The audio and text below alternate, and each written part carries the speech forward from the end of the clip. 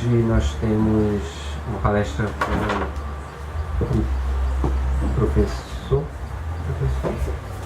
Adeilson Salles. Ele é natural de Guarujá, do litoral de São Paulo, é médium, tem 77 livros publicados para crianças e jovens e adultos. E por... Tá dando para escutar, minha gente, aí atrás? Não? Muito baixo? Então, nós temos hoje o prazer de termos como palestrante aqui na casa o professor Adeilson Salles, né, que tem 77 livros publicados, né, para crianças, jovens e adultos. A maioria desses livros ele é dedicada a infanto-juvenil, né, a literatura infanto-juvenil. E para fazer o nosso exórdio, sem muitas delongas, a gente vai convidar o nosso irmão aqui, Július, aqui da casa, e logo em seguida já vamos dar início, né, a nossa palestra. Uma boa tarde a todos, né, a vir ter escutado. Em paz. Havia muitos que iam e vinham e não tinham tempo para comer. Marcos, capítulo 6, versículo 31. O convite do Mestre para que os discípulos procurem lugar à parte, a fim de repousarem a mente e o coração na prece, é cada vez mais oportuno.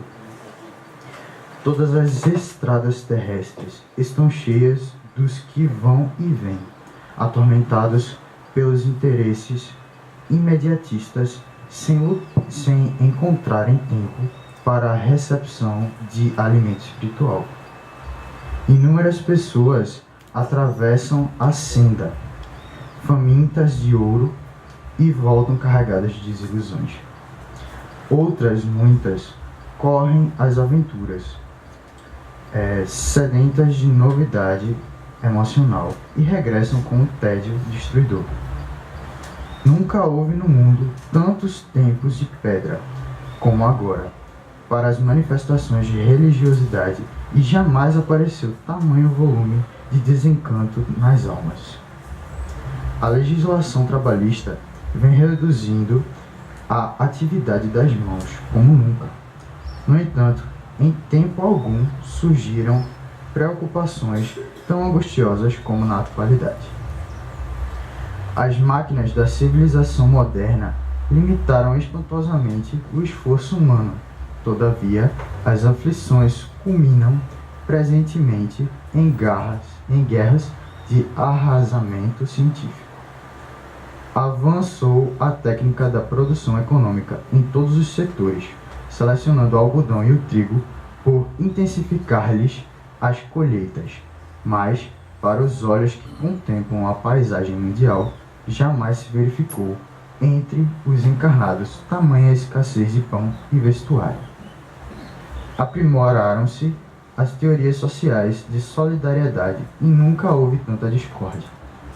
Como acontecia nos tempos da permanência de Jesus no apostolado, a maioria dos homens permanece no vai-vem dos caminhos, entre a procura desorientada e o achado falso, entre a mocidade leviana e a velhice desiludida, entre a saúde menosprezada e a moléstia sem proveito, entre a encarnação perdida e a desencarnação em desespero. Ó, meu amigo, se adotaste efetivamente o aprendizado com o Divino Mestre, retira-te a um lugar à parte e cultiva os interesses de tua alma. É possível que não encontres o jardim exterior que facilite a meditação, nem algum pedaço de natureza física onde repouses do cansaço material. Todavia, penetra o santuário dentro de ti mesmo.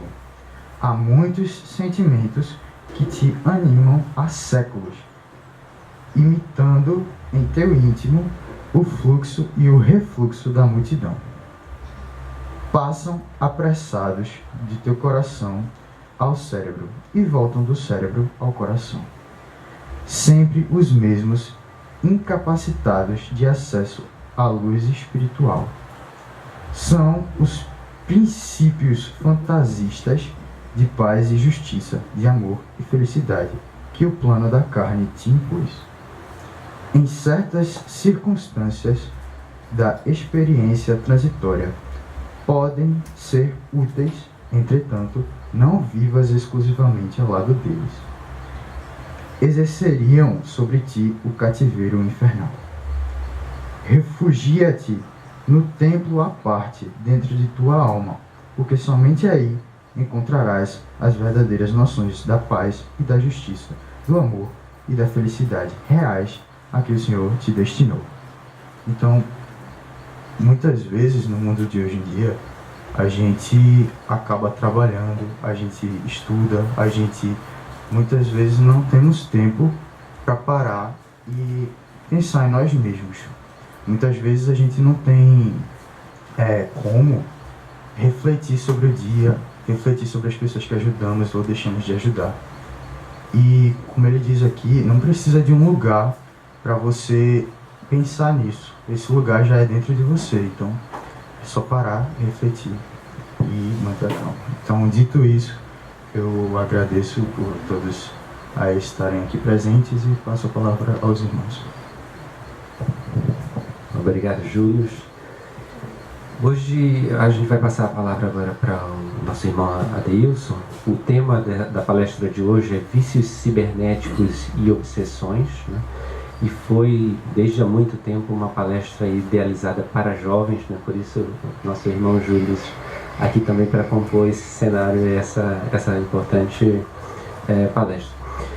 Então, vamos fazer a nossa prece inicial e logo em seguida passamos para o Adeilson. Levantar. Divino Mestre Jesus, te agradecemos, Senhor, por darmos essa oportunidade nesse dia de hoje para esses estudos acerca dos vícios e para os nossos jovens. Tema tão importante nos dias atuais, que possamos elevar os nossos pensamentos ao alto, para compreendermos, mas mais importante, aplicarmos esses conhecimentos em nossas vidas, nos tornando cada dia melhores. Rogamos a vossa proteção para esta casa, que possa iluminar o nosso palestrante dessa tarde. Permaneça sempre conosco hoje, agora e sempre, Senhor. Assim seja. Passamos então para o nosso irmão.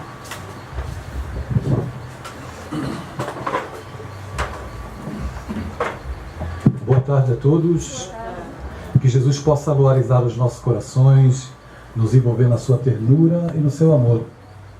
E que ao retornarmos para os nossos lares, nós possamos para lá levar as benesses que a espiritualidade já semeia aqui nesse nosso ambiente.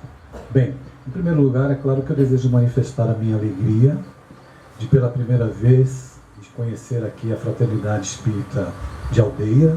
Não é isso? Acertei? Me faz muito feliz. Eu estive em Aldeia há uns 4 anos atrás, quando fui convidado a estar numa escola, Escola Internacional de Aldeia.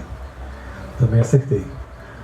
Para falar com crianças, né, por causa da nossa literatura voltada para esse público. E é claro que é uma alegria muito grande, embora eu tenha chegado em cima da hora devido ao trânsito, peço até desculpas por isso, para a gente poder iniciar o nosso encontro. Bom, desde o ano passado que eu viajo muito pelo Brasil fazendo palestras, e desde o ano passado que os pedidos são recorrentes para que eu trate desse tema, vícios cibernéticos e os processos obsessivos. Até mesmo nas escolas particulares, eu sou convidado a falar para os jovens tratando desse tema. Só que no caso das escolas particulares é vícios cibernéticos na solidão interativa. Então o título, é claro que ele é assim bem instigante, e ele dá a impressão de que ele é voltado apenas para os jovens. Mas ele principalmente é voltado para os jovens há mais tempo, como eu. Aqueles que exercem a função de educadores, como pais, como avós, todos nós que temos crianças em casa, jovens em casa, ou na família, precisamos estar muito atentos com relação a esse tema.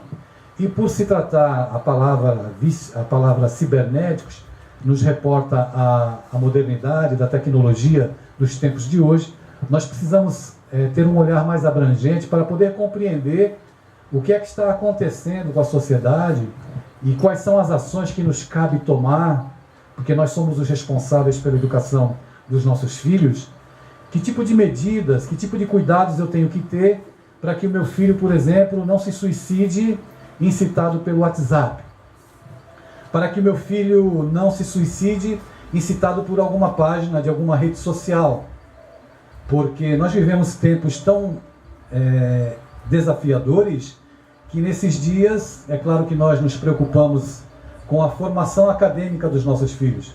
Então cada pai e cada mãe procura matricular os seus filhos, seja criança, seja jovem, na melhor escola, para que ele possa lograr o seu êxito intelectual, para que ele possa amanhã crescer, ter uma profissão e com isso poder prover a família e ter uma vida tranquila, não é isso? É ou não é, pessoal? Tem que responder logo para acabar logo, tá certo? Muito bem. Diante dessa nossa preocupação, que é absolutamente legítima, hoje se impõe uma nova conduta em se tratando de educação.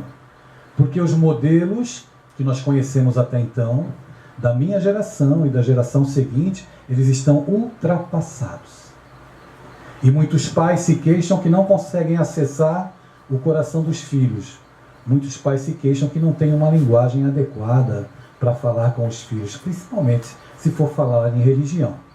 Porque existem poucos jovens nas casas espíritas, existem poucos jovens nas casas espíritas, não é porque a mensagem não é boa, a mensagem é maravilhosa, é porque não existe uma contextualização e uma adequação na maneira de passar o Jesus, de maneira que o jovem compreenda quem é esse Cristo, não é? Não da forma como nós recebemos um dia, mas contextualizar Jesus para esse período que nós estamos vivendo.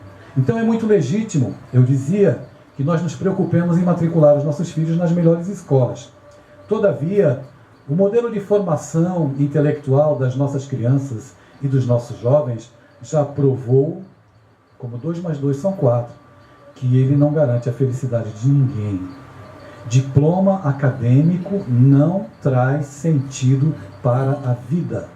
Auxilia no âmbito profissional, da formação, de uma carreira exitosa, mas a criatura, o espírito imortal, ele precisa de um sentido muito mais amplo. E é de nos preocupar a informação da Organização Mundial da Saúde, que até o ano de 2020 a depressão será a doença mais incapacitante do planeta.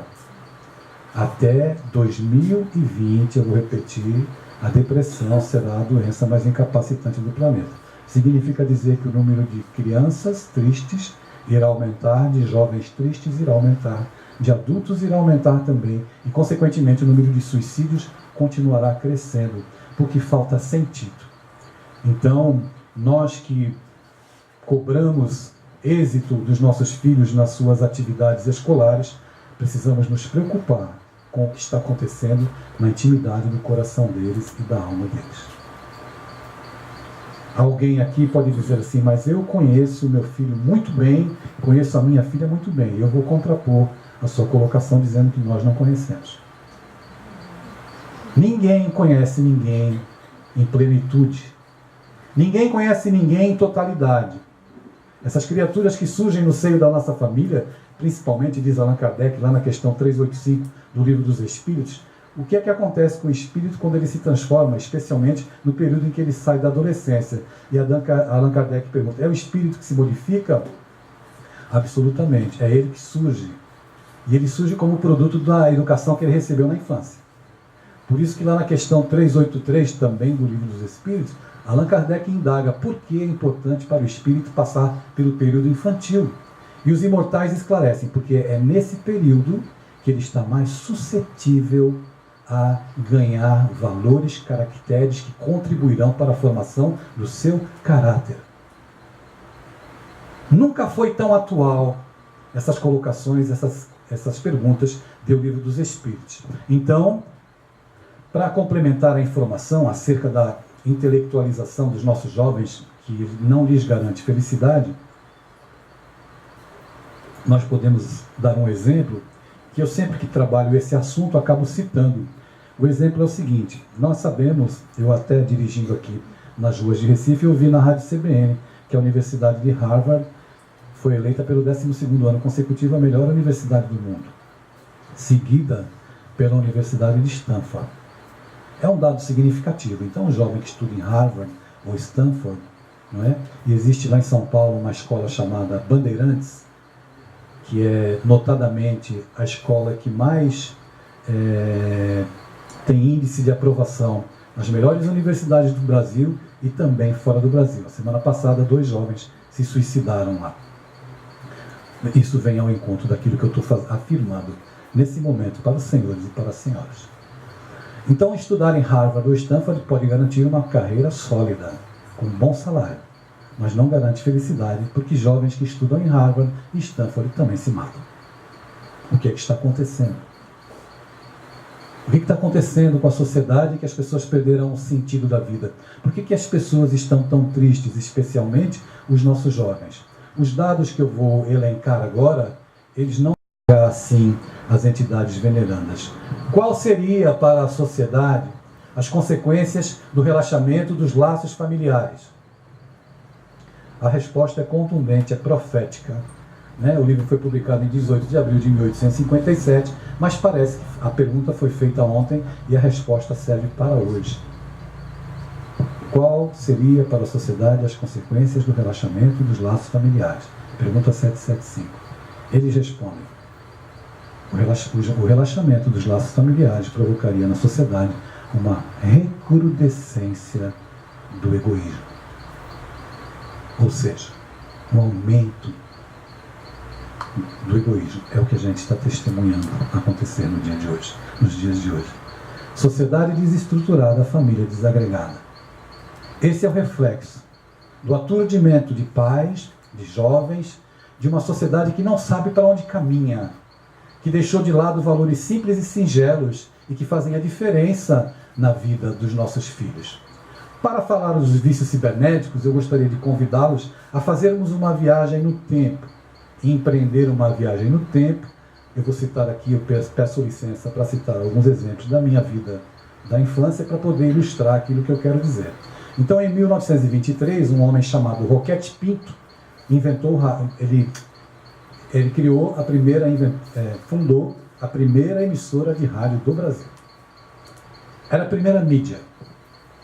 Já começava a influenciar as pessoas que tinham acesso ao rádio. Através do rádio ouvia-se as notícias, através do rádio ouvia-se as radionovelas, através do rádio acompanhou-se o desenvolvimento, o início e o fim da Segunda Guerra Mundial. Era uma mídia, mas já no ano de 1951, Assis Chateaubriand fundou a TV Tupi, de televisão, em São Paulo, que já foi extinta pelo tempo. A TV Tupi era a Rede Globo daquela época. Eu me recordo, quando eu era pequeno, que na minha casa existia um instrumento que talvez alguns jovens que estão aqui presentes não conheçam, mas quem sabe um dia vocês possam conhecer. Na minha casa existia algo que se chamava mesa. Não sei se vocês sabem o que é mesa. A mesa servia para a gente se sentar em volta e se relacionar.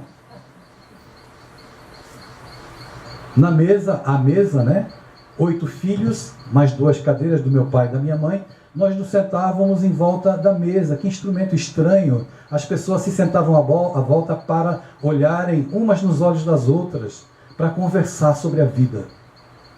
É um instrumento realmente raro nos dias de hoje.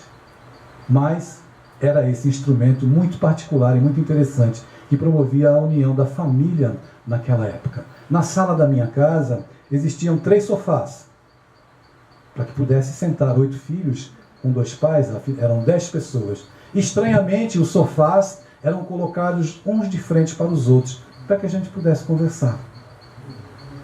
Num canto tinha a imagem de São Roque. O meu pai, já desencarnado, é da cidade de São Roque. Eu sou paulista, do litoral de São Paulo. Certo dia, era um hábito interessante, quando o papai chegava do Cais do Porto, ele era maquinista, dirigia os trens no Cais do Porto, os 8 filhos, quando ele abria o portão, corríamos em direção ao portão, não porque ele trouxesse guloseimas, porque ele não tinha condições financeiras para isso, mas nós tínhamos desenvolvido um senso de gratidão que a hora que papai chegava no portão, nós corríamos para vê-lo. E um dia papai chega. E ele chega acompanhado de um outro homem.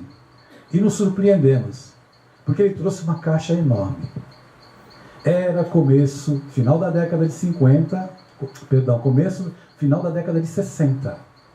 Papai entra em casa com aquele homem, era um esforço danado. Levam aquela caixa para o meio da sala e eu já estranhei, porque São Roque foi substituído. Abriram a caixa e entra como titular em campo um aparelho de televisão. Então os 3 sofás que ficavam de frente uns para os outros, já viraram os 3 para a televisão. E a televisão daquela época era interessante, porque a gente assistia primeiro atrás, quando corríamos para ver as válvulas acenderem. Parecia uma cidade à noite se iluminando. Quando todas as válvulas estavam acesas, tem gente que está rindo porque está identificando também e passou por isso. Quando todas as válvulas estavam acesas, nós corríamos para frente, e aí a imagem surgia em preto e branco. E os vizinhos que iam em casa naquela época, e nós nos relacionávamos com os vizinhos, era uma alegria. Eles também se sentavam em volta da mesa, mas depois que a televisão chegou, eles chegavam, davam boa noite e nós nem olhávamos mais para a cara deles. Entra, assiste aqui com a gente, mas a gente não olhava. O vizinho dizia, já vou, mas já vai. Nós nem conversamos, porque eu já estava ali fascinado como criança em um personagem. Um homem, a televisão era preto e branco, mas dava para distinguir muito bem a imagem. Eu era criança, olhava para a televisão e havia lá um homem másculo, muito bonito, usando chapéu de cowboy em cima de um cavalo. E ele erguia assim o cavalo, dava um pinote, e quando o cavalo estava de pé, apenas sob 2 patas, ele dizia assim, venha para o mundo de Marlboro para ser feliz. E muita gente foi para o mundo de Marlboro, adquiriu câncer fumando. Porque a mídia que começou com o rádio, já começava a estereotipar os modelos de felicidade que nós deveríamos atingir para poder ser feliz. Então, para ir ao mundo de Marlboro, eu tinha que fumar. Eu tinha que comprar um maço de Marlboro. Os comerciais de bebidas alcoólicas, Sinar, Cinzano, passavam durante os desenhos animados. Não era como é hoje, que se toma certo cuidado com a veiculação de certas propagandas e de certos produtos. Tudo isso veio acontecendo com a sociedade. Como eu não tenho tempo para falar sobre tudo, a gente vai saltar para a época da internet.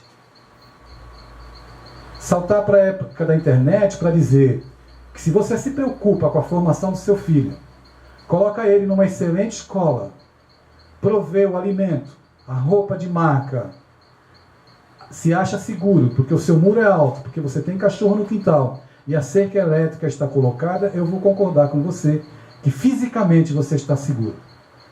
Mas no instante em que você entrega um smartphone para o seu filho, acabou a segurança do seu filho.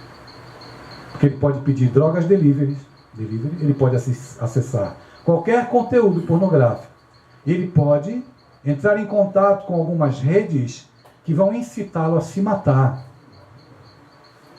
E para pais que se mantêm ausentes do lar, ou pais que não são referências para os filhos, porque o tempo que permanece ao lado dos filhos é muito pouco, e não desperta o interesse de conhecer que tipo de vida o filho tem, que tipo de acesso ele promove na internet, o seu filho está sob risco.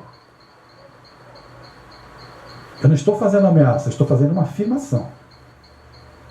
O seu filho está sob risco. Porque ele acessa tudo o que ele quiser. Conteúdos pornográficos, não é? A educação dos nossos filhos não pode mais ser terceirizada para o Google. Eu fui ao Piauí, na convite da Federação Espírita do Piauí, fazer uma palestra. Depois fomos autografar alguns livros. E uma mãe vem com o filho. A mãe veio, primeiro, sozinha, e me diz assim, peguei meu filho assistindo um filme pornográfico. Quantos anos tem seu filho? Tem 9. Foi mesmo, bom, com acesso à internet, eles assistem o que eles quiserem. Mas ele estava assistindo um conteúdo pornográfico homoafetivo. 2 homens certo, mas o meu marido é extremamente homofóbico. Eu falei, puxa vida. Nesse ínterim, aproxima-se o pai e o filho. O menino vem com o livro na mão para falar comigo, estende o livro para que eu autografasse para ele, e quando o menino começa a falar, 9 anos de idade, o menino totalmente feminino, no gestual e na fala. Ou seja, é um espírito que tem essa condição. Ele não é nem sem vergonha e nem está escolhendo ser sem vergonha. É a condição reencarnatória dele. Eu olhei para o garoto, conversei, autografei o livro, virei para o pai e disse, olha, você tem um filho maravilhoso, certamente vocês irão aprender muito juntos. Ele sorriu, saíram e eu fiquei olhando para aqueles 2 personagens que a reencarnação reuniu para que um aprendesse com o outro. Não é para que um mate o outro, é para que um aprendesse com o outro. Nós temos a possibilidade hoje de vivenciar experiências únicas. Mas o que acontece com o homem hoje? O homem está olhando para fora do lar. Nós temos aquela parábola do filho pródigo. Vocês conhecem, né, pessoal? Conhecem? Os desencarnados já responderam. Os encarnados, respondam, por favor. Conhecem ou não? Muito bem. Então, tem que tornar o assunto mais leve um pouquinho, né? Nessa parábola, o filho sai de casa. Eu estou terminando de escrever um livro que a gente vai lançar pela Planeta no Semestre, que se chama O Pai Pródigo. Porque nós estamos vivendo o tempo dos pais pródigos.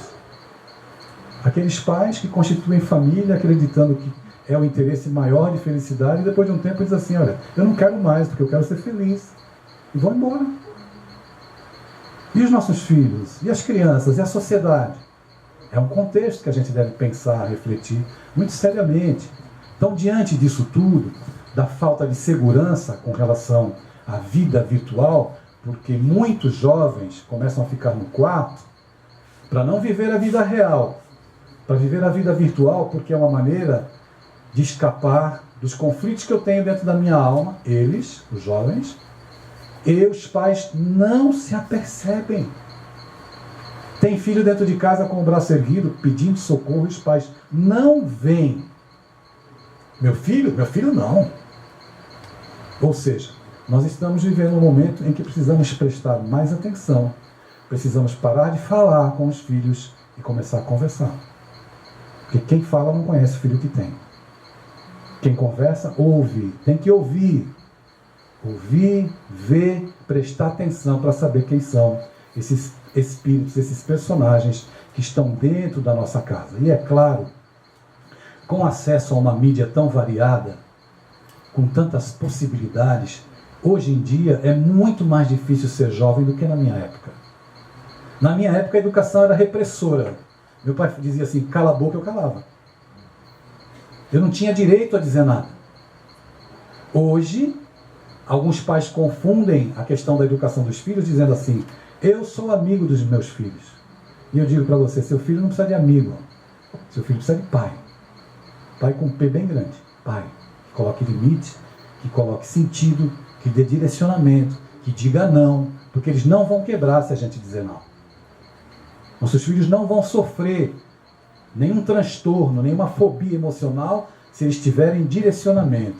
É muito bom ilustrar essa fala nossa com exemplos. E eu gostaria de seguir fazendo isso. Nós estivemos fazendo um seminário aqui em Recife para uns 2 meses atrás, 3, eu não me lembro, e me pediram para falar sobre educação, sobre todos esses assuntos, né, palpitantes, sexualidade, tudo isso. E um médico que estava assistindo, no intervalo, né, o melhor do seminário é no intervalo, que a gente toma café, né? Um médico me procurou e disse assim, Adeilson, eu tenho uma filha de 15 anos, e todas as vezes que eu entro no quarto, me aproximo dela, ela está no WhatsApp e ela não deixa eu ver o que ela está fazendo. Eu entro no quarto, se ela está na internet, ela minimiza a página. Aí ela vira para mim e diz assim, ô pai, você não me dá privacidade, não me deixa ter privacidade? E ele virou para mim e disse assim, o que eu faço? Veja, um pai, uma jovem de 15 anos, me pergunta o que ele tem que fazer com a filha dele, que está exigindo privacidade. E eu fui obrigado a perguntar para ele, quem é que paga a internet? É ela ou é você? Quem é que paga a escola? Para ter privacidade, a gente tem que... Para toldar ou fazer com que eles se sintam menores. É obrigação dos pais fazerem isso. São espíritos que estão sob a nossa responsabilidade. Isso é grave, é delicado. Eles são espíritos que já viveram outras vezes e podem surgir no meio da sua sala como alguém que você jamais imaginou que eles fossem. Quer surpresa maior do que um filho se matar? Quer surpresa maior do que um filho estar se automutilando? Quando eles se automutilam, e pode perguntar para qualquer jovem, tem 2 meninas aqui na frente, certamente onde elas estudam tem muitos que se automutilam, porque os conflitos estão muito grandes. E eles querem apenas serem ouvidos, né? Nós estivemos numa escola em Salvador recentemente, e também no Rio Grande do Sul, que a diretora acabou a nossa fala, ela disse assim, mas eu não sabia que a escola era desse jeito, com tantos conflitos, com tantas dores. Eu falei, pois é, a escola está preocupada em passar apenas conteúdo intelectivo. Nós não queremos robôs para a sociedade do amanhã, pessoas que saibam fórmulas mirabolantes, teoremas mirabolantes. Nós queremos pessoas felizes. É disso que a Terra precisa. De jovens e de pais que entendam. É preciso investir na formação? Claro, nós temos que investir. Mas é preciso compreender também que existem outras fomes no âmago da criatura, outras sedes, outras necessidades. Que se nós não tivermos olhos de ver, ouvidos de ouvir, nós não saberemos lidar com essas dificuldades. Semana passada, a minha esposa, nós deitamos para dormir e eu comecei a conversar no Messenger, né? No Facebook, é isso? No Messenger. Uma garota de 15 anos querendo se matar. Eu posso relatar aqui, meu celular está aqui. Eu tenho aqui para contar casos aqui, ler para vocês os diálogos, né, desses jovens que querem se matar. Essa em especial, do estado do Sul, por causa da questão da homoafetividade, da questão de gênero. Ela ter um psiquismo masculino e estar num corpo feminino. E não saber lidar. O que eu faço? Falo para o meu pai vai me bater. Falo para o meu pai, ele vai me pôr para fora de casa. Nós ainda estamos desenvolvendo o senso de que precisamos amar a essência e não a forma. E esses espíritos aportam nos nossos lares para receber o nosso amor, para receber direcionamento. Porque o mundo já é cruel demais. O mundo é muito cruel com as pessoas que são diferentes. E nós, como pais, que amamos os nossos filhos, como educadores, devemos ter isso de uma maneira, compreender isso de uma maneira bem abrangente.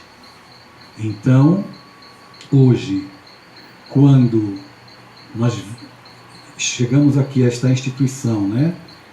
E estamos bem felizes de participar aqui pela primeira vez. Podemos tocar no assunto, e a gente quer falar também das influências espirituais, elas ocorrem pelas vias dessa mídia que todos os nossos filhos têm acesso. Ana Paula, eu esqueci o lenço, arruma aí um guardanapinho para mim, secar a careca, por favor. Desculpa, é que eu vim correndo, saí do carro correndo. Já tem já consegui, Ana Paula. Muito obrigado, vou levar essa dica de pouca encarnação. Nós precisamos estar atentos, porque através dessas mídias, WhatsApp, Facebook, os nossos filhos são influenciados. E se eles estiverem fragilizados emocionalmente, eles sucumbem. No ano passado, nós lançamos esse livro aqui. Obrigado, Vinícius. Deixa eu só continuar aqui. Nós lançamos esse livro chamado Game Over. Esse livro trata justamente do desenvolvimento de processos obsessivos por influência espiritual sobre jovens que têm esse tipo de perfil, esse psiquismo fragilizado. Lar. Pode ter até a presença dos pais, mas às vezes nós vivemos também um período dos filhos órfãos de pais vivos. Os pais estão dentro de casa, mas eles são órfãos porque os pais não dão atenção. Nem se interessam pela vida dos filhos. E isso é grave e delicado. Então esse jovem é frágil. Só para contar para vocês um exemplo, de situações que vêm ocorrendo por influência e processos obsessivos, alguns jovens se reúnem para jogar jogos online. E o que acontece? Antes da partida, eles fazem um trato. E esse trato diz o seguinte: olha, quem perder vai promover o Shocking Game. Alguém aqui sabe o que é Shocking Game? Shocking Game é autoasfixia. Autoasfixia.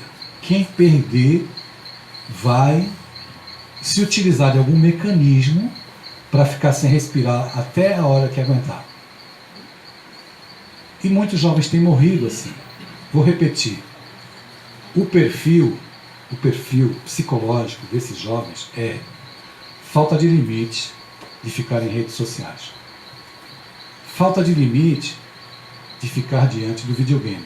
Fazendo um parênteses que videogame não faz mal a ninguém, ok? Videogame é maravilhoso. Por que o jovem gosta tanto de jogar videogame? E muitos adultos também. Porque dá prazer. E nós queremos ter prazer. Quem joga videogame tem prazer. Agora, quem começa a jogar videogame na sexta-feira, 7 da noite, vira a noite inteira, joga até às 6 da manhã, dorme o dia todo, começa a jogar de novo às 6 da tarde, às 5 da tarde, até domingo de manhã e passa o domingo jogando e não dorme, é claro que ele está com problema. Está com problema de dependência emocional, de algo que para ele é prazeroso e que começa inofensivo e acaba se tornando uma ameaça. Então, os jovens, eles sofrem de um processo de obsessão, jovens com esse perfil, estou repetindo, né? Deixar isso bem claro. Com esse perfil, pais ausentes, falta de limite. É interessante, o Espírito trata desse tema, quando surgiu a baleia azul, eu fiquei bem feliz com a informação que havia recebido antes da baleia azul, que esses processos eram processos de obsessão coletiva. Então, eu vi isso pessoalmente, eu testemunhei isso pessoalmente em uma escola que eu fui, que eu não posso dizer onde é, claro, em que uma garota, 3 meses antes, havia participado de um jogo online com garotos de outro país. Tanto é que a Polícia Federal está envolvida na investigação, em que ela perdeu e ela queria promover o Shocking Game, porque elas tinham combinado. Ela não sabia o que fazer e um dos participantes disse assim: pega o fio do mouse. Ela tinha um histórico de tentativa de suicídio anterior. Ela já tinha tentado suicídio. Ela pegou o fio do mouse e se matou. Online. Todo mundo assistindo. Estas questões, vejam que foge já ao âmbito de uma educação como a que nós tivemos. Não dá para educar mais do mesmo jeito. A gente tem que ter rigor, tem que ter autoridade, sem autoritarismo. Não pode adjetivar o filho: você é vagabundo, você não presta, você é isso, você é aquilo. Isso não é educação. Comparar o filho com o filho dos outros também não é educação. Porque os nossos filhos, eles têm características especiais, porque eles são únicos. Então eu tenho um filho que é excelente em matemática, mas o outro, eu estou vendo, observando que ele está com o pé na arte, porque só vive no mundo da lua. Então eu tenho que ter essa percepção. Em primeiro lugar, eu não educo corpos. Você não está educando corpos. Quando você evangeliza, você não está evangelizando corpos. Nós estamos lidando com espíritos imortais, com características diferentes, e a gente tem que ter esse olhar. A gente quer fazer com que eles voem em direção à felicidade possível para eles, ou nós queremos que eles atendam os nossos conceitos e os nossos modelos equivocados de felicidade, porque nem nós somos felizes muitas vezes. Somos criaturas neuróticas. E aí o filho chega em casa e nós queremos transferir para você tem que ir por esse caminho. Eu estou mandando. Mas eu quero, que nem um garoto me procurou lá em Goiânia, eu participei de um evento numa escola, ele me olha, eu estou triste, porque eu quero ser, o meu pai quer que eu seja engenheiro civil. Eu falei: e você quer ser o quê? Eu quero ser bailarina. Eu falei: putz, teremos um engenheiro civil depressivo amanhã. E quando nós não somos felizes, a vida perde o sentido. Não é que a gente tenha que atender o que os nossos filhos querem, tudo. Não é isso. Mas nós precisamos estar atentos num olhar de educador, mas um olhar amoroso, compreensivo. Eles nunca corresponderão às nossas expectativas e nós também nunca corresponderemos às expectativas deles. Quando a gente tem o Espiritismo para falar, que nós já vivemos outras vezes, trazer uma lente para contemplar essas criaturas sob outra perspectiva, fica muito mais fácil compreender os problemas que nós vivemos. É preciso estar atento. Estava fazendo outro seminário em outro lugar, uma senhora lá no fundo da sala ergueu o braço e pediu a palavra. Claro que eu passei a palavra para ela. Ela levantou em prantos. Até me impactou na hora. Ela estava tão bem, eu via, olhava para ela de vez em quando.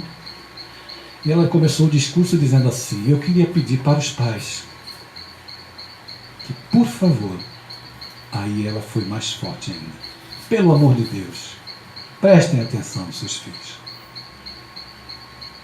Eu fui abusada. Eu não tinha mãe. E se eu falasse para o meu pai que eu estava sendo abusada, eu perderia o pai também. Porque ele ia matar a pessoa. Então eu fiquei dando sinais para outras pessoas, mas ninguém percebeu. Recentemente, fui fazer uma palestra num colégio em São Paulo, numa escola particular. E durante a minha fala, eu fiquei assim, eu nunca vi, eu já vi, é claro, sempre alguns jovens começam a chorar durante a minha fala. Mas naquele dia houve uma epidemia de choro. Eram tantos jovens chorando que o professor vinha, abraçava e levava. E depois, escola particular, viu, pessoal? Trabalho profissional que eu realizo, né? Depois eles parece que vira centro espírita. Fica uma fila para fazer tipo um atendimento fraterno. Eles querem conversar. Aí vem uma garota, senta ao meu lado e diz assim, olha, começa a chorar. Aí chora, chora, chora. Você tem que esperar. Quando ela sente coragem, aliviada, porque eu sou um estranho. Eu estive lá, vou voltar porque eles me convidaram a voltar para falar com os professores. Eu fui abusada. Então, existem muitos jovens, não nessa questão do abuso, que existe infelizmente, acontecendo. Mas existem jovens que precisam conversar com alguém. Então, em todas as casas que eu tenho oportunidade de ir, e repetirei este comportamento hoje, eu faço uma sugestão.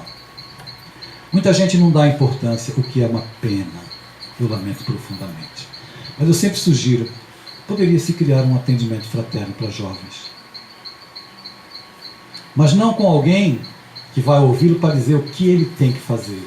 Porque o jovem não quer ser catequizado não, por isso que ele foge do Santo Espírito. O jovem não quer ser violentado, ele quer pensar porque ele pensa. Tem que ser uma educação propositiva. Eu falo, mas eu paro. Peraí, deixa eu ouvir agora. Deixa eu ouvir para conhecer quem é essa criatura. Então o Centro Espírita poderia sim prestar um papel desse para a sociedade. Alguém que ouvisse. Ouvir. Não é para catequizar. Eles não querem ser catequizados. E os jovens, em se tratando de conceitos, de lidar com as diferenças, eles estão 1000 anos-luz na nossa frente. Porque eles lidam com as diferenças na escola e eles amam todos que são diferentes, entendem e aceitam. Enquanto os pais... Você está andando com aquele bichinho? Não anda não. A sociedade do futuro passa pela nossa compreensão e entendimento de que nós vivemos num planeta de provas e expiações. A sociedade do futuro passa por um dia em que, como está grafado no livro do Vinícius, o mestre na educação, os sacerdotes do futuro não virão dos seminários, não serão seminaristas. Os sacerdotes do futuro serão os professores de uma educação bem compreendida do ser integral. Essa é a sociedade que eu sei que não verei aqui na Terra ainda, nessa encarnação, mas que eu espero um dia ver. Uma sociedade em que se contempla a educação do ser integral. E o Espiritismo, para nós, se nós não levarmos a doutrina espírita a compreensão apenas de que é uma religião, e o Espiritismo também é religião, mas o Espiritismo não é salvacionista. O Espiritismo é uma proposta educativa para os nossos filhos e para nós, que devemos nos esforçar para nos educar com aquilo que a vida nos propõe de aprendizado. As dores que nos visitam, por que esse filho? Por que essa criatura? Por que comigo? Por que eu tenho um filho assim? Deixa eu ilustrar mais uma história. Eu fui no Rio de Janeiro fazer uma palestra no Centro Espírita em um bairro considerado o bairro mais rico de lá, Barra da Tijuca. Centro Espírita onde só frequentam pessoas abastadas. E me pediram para conversar com jovens desse Centro Espírita, todos jovens ricos. Quando eles me viram entrar, olharam assim, o que esse cara tem para falar para jovem, né? Que tanto pede para ele falar para jovem. E aí a gente começou a conversar, que eu já estou assim, calejado, né? Fiquei careca até, de lidar com esse público, e eles começaram a contar para mim as coisas deles. Teve um garoto que espontaneamente me disse assim, para mim não, para todos, corajosamente ele disse. Um dia eu estava em casa, a minha mãe saiu, meu pai saiu para trabalhar, aí eu moro numa mansão aqui perto e tal, acendi um cigarro de maconha, bem grande, e fiquei fumando. A minha mãe esqueceu uma pasta em casa e voltou. E me pegou com cigarro de maconha. A casa estava uma neblina só. Quando ela entrou, eu não sabia o que fazer. Se eu engolia o cigarro, o que é que eu fazia? Porque a minha mãe me pegou naquela situação. Ela chorou tanto. Eu fiquei tão triste de ver minha mãe daquele jeito. Eu disse a ela assim, mamãe, eu não vou fumar mais maconha. Passou o tempo. Ele não resistiu. Foi fumar maconha de novo. A mãe pegou outra vez. A colocação que eu vou fazer foram as palavras dele diante de 8 jovens, quando ele disse assim, na hora em que ela pegou, o coração dela bateu no sentido reverso lá, e não sei o que aconteceu, ela caiu estatelada no chão, e aí eu vi a gravidade daquela minha atitude, e eu parei, eu nunca mais fumei maconha. Um outro jovem me disse, também da mesma mocidade, eu fumava maconha. Você sabe, eu estou aqui no Rio de Janeiro, eu estava fumando maconha, mudei de canal e apareceu um tiroteio bem na favela onde eu compro maconha. E eu pensei assim, sou eu que estou ajudando a comprar as balas para esses fuzis. Então eu decidi parar e nunca mais fumei maconha. No sul do país, eu fiz uma palestra em outra escola. Acabei uma sala, ia para outra, quando um jovem me interpela. Um jovem muito bonito, 17 anos aproximadamente. Ele veio falar comigo e já começou a chorar. E me disse assim, eu queria reaver a confiança dos meus pais, porque eu perdi a confiança deles. Mas o que foi que você fez? Eles me pegaram fumando maconha. E não existe nada mais importante para mim do que a confiança dos meus pais. O que é que eu faço?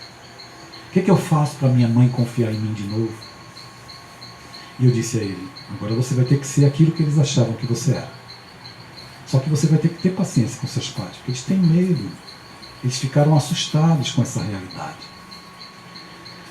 Por que eu citei esses exemplos? Porque nós, pais, educadores, somos assim. O filho tem 10 disciplinas na escola. 10. Chega a hora de olhar o boletim, vem uma nota baixa. Qual é a nota que a gente valoriza? Lamentável. Mas eles tiraram 9 notas altas. Como é que você valoriza só baixa? Se a vida te trouxe numa encruzilhada, uma prova com seu filho, ame-o. Ame-o, ampare-o. Estenda a sua mão, porque o mundo não irá estender. Processos outros de sofrimentos maiores poderão acontecer se nós não tivermos um amor que compreenda, que haja, que faça a diferença. A gente não está dizendo para ser condescendente. Tem que ser pai, tem que apontar a direção, tem que dizer não, não vai, não quero, não dou, está proibido. Eles querem isso. Porque o pior dos males que um jovem pode vivenciar é a indiferença daqueles que para ele um dia foram super-heróis e que de repente ele descobre que são vilões. Porque vai chegar uma hora que eles vão perceber que nós mentimos, que nós erramos, que nós nos enganamos. Para se aproximar do filho, nós devemos descer um pouco do pedestal e nos humanizarmos. Eu errei, filho, me perdoa. O pai está precisando de ajuda hoje. Hoje o pai precisa de um abraço. Eu estou falando do pai, também me referindo às mães. Caminhos do coração. Precisamos retornar, fazer o caminho de volta, voltar a sentar em volta da mesa. Algo simples. Né? Hoje cada quarto tem uma TV. Cada jovem tem um celular e os pais também. Ora, tem, como diz lá o Eclesiastes, existe tempo para tudo sob o céu. Existe tempo para tudo dentro de casa. Quando eu estou só com jovens, eu digo assim: vocês são jovens, não são? Somos. Então tem que beijar muito na boca, porque é muito bom. Namore bastante, passeie, vá para a balada, mas não precisa cheirar, não precisa se endoidar, não precisa fumar, não precisa se drogar. Mas aproveite esse momento da sua vida, vá namorar, vá beijar. Mas não se esqueça, tem tempo para usar o smartphone, tem tempo para jogar videogame e tem tempo para estarmos juntos em família. Para namorar, para ler, para tudo. O nosso problema é que nós, por fugas emocionais, optamos em viver uma vida virtual, onde vícios também são deflagrados, porque a gente não se dá conta do que está acontecendo. Está aí o mal que infelizmente a gente testemunha na sociedade. Eu sei, meus irmãos e minhas irmãs, meus amigos, que o tema foi espinhoso, mas a gente precisa falar. De uma outra oportunidade, quem sabe a gente fale sobre outros temas também espinhosos, como transgêneros e todas essas coisas que estamos testemunhando e que por ignorância, às vezes, falamos as coisas sem se deter na realidade dos fatos, sem poder orientar, sem ajudar e sem acolher. Mas eu gostaria de, no encaminhamento do nosso encontro, trazer uma mensagem de esperança e dizer para você que nós somos espíritos imortais, estamos em construção, tanto da nossa constituição psicológica, emocional, como daqueles que dependem de nós. Então, alguém pode dizer assim, como uma mulher me disse, também lá no Piauí, em outra oportunidade, chorando após um evento com os pais, ela caminhou na minha direção, e eu tinha dito durante a minha fala que com filho a gente não fala, com filho a gente conversa, e quando uma mulher de cabelos brancos, negra, muito bonita, vem na minha direção, certamente sexagenária, a idade da qual me aproximo, disse assim: eu descobri hoje que eu nunca conversei com a minha filha. E aquilo me causou impacto a ponto de eu já querer me arrepender do que eu havia dito. Mas o que houve que a senhora está assim, tão chorosa? Acalme-se. Eu nunca conversei. Mas como é que a senhora chegou a essa conclusão? Eu cheguei a essa conclusão com algo que eu vou lhe dizer agora, e com a sua fala hoje, eu entendi que eu nunca havia conversado. Há 2 anos atrás nós estávamos em casa no domingo, quando meu marido sofreu um ataque do coração. Ligamos para o SAMU, a ambulância do SAMU veio. E quando ela passou, recolheu meu marido, que estava lúcido. Quando ela ia saindo com a maca pela porta, o meu marido olhou para minha filha, que se encontrava ao lado, estendeu os braços e disse assim: filha, me dá um abraço. A minha filha, tão impactada de ver o pai naquela situação, acreditava que ele fosse voltar para casa e não deu o abraço nele. Assustada que estava. Mas ele não voltou mais. Ela desenvolveu então alguns transtornos emocionais, algumas fobias emocionais. E o senhor sabe como foi que eu descobri isso? Eu disse: não, senhora, ela me falou. Descobri no Facebook. Isso reflete a realidade de que eu nunca conversei com a minha filha. E eu disse a ela: a senhora nunca conversou até hoje, mas vai voltar para casa. Porque é tempo de fazer e não de se lamentar. É tempo de recomeçar, de reconstruir, de ir atrás. É tempo de buscar as nossas esperanças, e as nossas esperanças só podem existir no amor.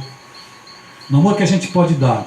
E se por algum motivo, por algum erro nosso, por algum equívoco, nós encontrarmos algumas barreiras para manifestar a lucidez que bate na nossa alma hoje, via doutrina espírita, que nós tenhamos a clareza de aceitar e de ir semeando aos poucos, novamente, tocando o coração, porque é isso que vai fazer diferença na nossa vida e na diferença daqueles que nós amamos. Nada está perdido, nada ficou para trás. Tudo é aprendizado e a gente deve entender isso e não se lamentar, absolutamente. Se a lucidez chegou e bateu e nós nos deparamos com alguma situação, que a gente possa então fazer diferente, porque é tempo de amar. E quem ama, como diz Samitiba, já desencarnado, educa, aponta caminhos, aponta direções. Quem ama e educa, planta amanhãs na alma do educando.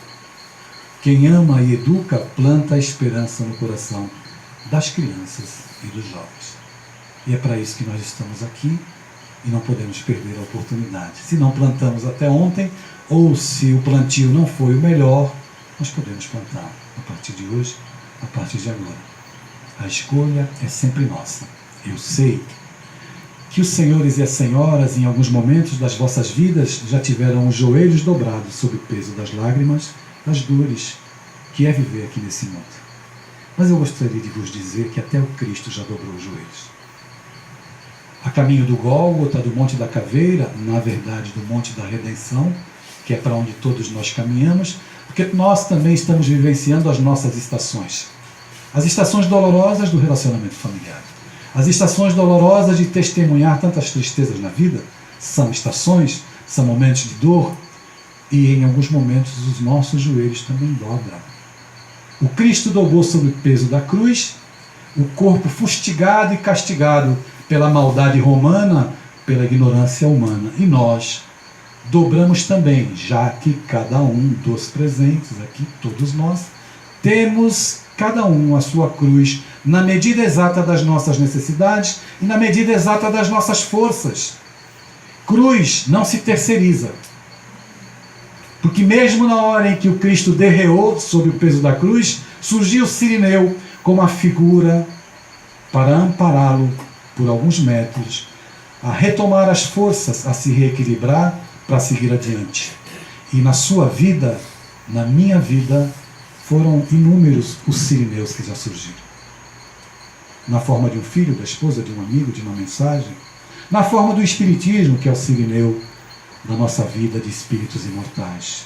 Ninguém caminha só. Ninguém está sozinho. Ninguém se encontra à revelia do amor de Deus. Por isso, erga sua cabeça, não terceirize sua cruz, largue as bengalas psicológicas e emocionais, onde nós tentamos responsabilizar os outros pelas nossas dores. Eu não sou feliz por causa do meu pai, não sou feliz por causa da minha mãe, por causa da minha irmã, por causa do meu filho. Tem que ter alguém para a gente entregar ou outorgar as lágrimas que na realidade nos competem e que nós não nos livramos dela por preguiça, por falta de coragem. A vida na Terra, em qualquer quadrante desse planeta, todos sofrem, todos choram, mesmo aqueles que surgem como estereótipos de felicidade para o jovem, aquele atleta, aquele artista que vive conflitos que o jovem não sabe e que ele quer se identificar, a garota negra e bonita, que é bonita por ser negra. Ela quer alisar o cabelo para virar aquela atriz branca. Porque é o estereótipo que a sociedade apresenta. E nós apresentamos estereótipos. E com isso nós violentamos e flagelamos os nossos jovens. Então, se o joelho dobrar, as forças faltarem, utilize-se de um recurso simples, singelo, que você pode dizer assim para mim: mas Adeilson, eu oro tanto, eu peço tanto, mas ninguém me ouve, ninguém responde. Eu já orei tantas vezes, todas as minhas orações, mas eu posso dizer a você, meu irmão, minha irmã, as suas preces mais singelas são ouvidas no espaço ilimitado. Mas sei que às vezes choras consternado ao silêncio da força que interpelas. Volta! Volta ao teu templo interno, abandonado, a mais alta de todas as capelas. E as respostas mais lúcidas e belas hão de trazer-te alegre e conformado. Ouve o teu coração em cada prece, porque Deus responde em ti mesmo e te esclarece, sob a voz eterna da consolação. Compreenderás a dor que te domina, sob a linguagem pura e peregrina da voz de Deus, em luz de redenção. Quando você estiver no mundo e o mundo estiver te engolindo com tantos convites, volta para o teu templo interno, que nós sempre deixamos abandonado. O templo interno, onde o Cristo disse que nós deveríamos edificar o reino dos céus. É nesse templo interno, abandonado, que é a mais alta de todas as capelas, que Deus nos responderá. E seja qual for o vosso projeto de vida, nunca se esqueça de realizá-lo com a sua família. Afinal de contas, é tão maravilhoso ter um lar. Não é importante se esse lar é uma mansão, se é um ninho, se é uma casa no caminho, se é uma tapera, na favela, um bangalô, seja lá o que for. Mas o importante é que dentro dele exista a figura do amor. Do amor de mãe ou de pai, de esposa ou de marido, a presença de um filho ou pelo menos a companhia de um cão, porque é muito triste viver na solidão. Mas se eu a ninguém tiver para me amar, nem um teto para me agasalhar, nem uma cama para me deitar, nem aí reclamarei, pelo contrário te direi: obrigado, Senhor, porque eu nasci. Muito obrigado porque eu creio em Ti, por todo o Teu amor, Senhor.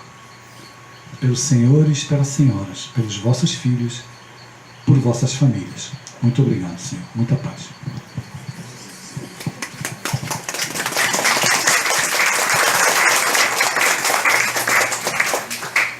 Muito obrigado também pela palestra.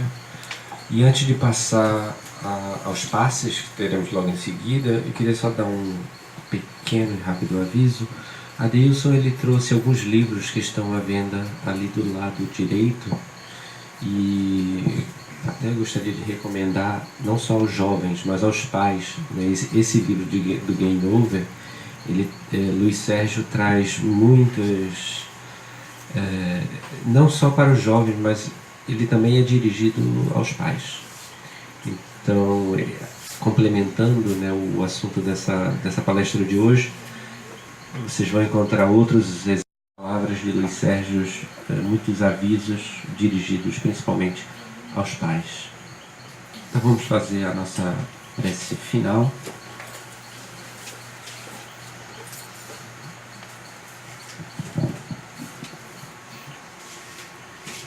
Elevando os nossos pensamentos ao alto em agradecimento por esta oportunidade. Que a paz do Divino Mestre Jesus possa nos orientar os caminhos, iluminar os caminhos dos nossos jovens, que se encontram nesse mundo, às vezes difícil, às vezes cruéis, mas que possa a doutrina espírita, através dessas mensagens de luz, de esclarecimento e de paz, nortear os nossos caminhos, nesses vales de sombras, muitas vezes, nos dirigindo sempre para a frente, para o alto. Que a luz do Mestre Jesus permaneça sempre nessa casa, em nossas famílias, e nos proteja, hoje, agora e sempre. Assim seja.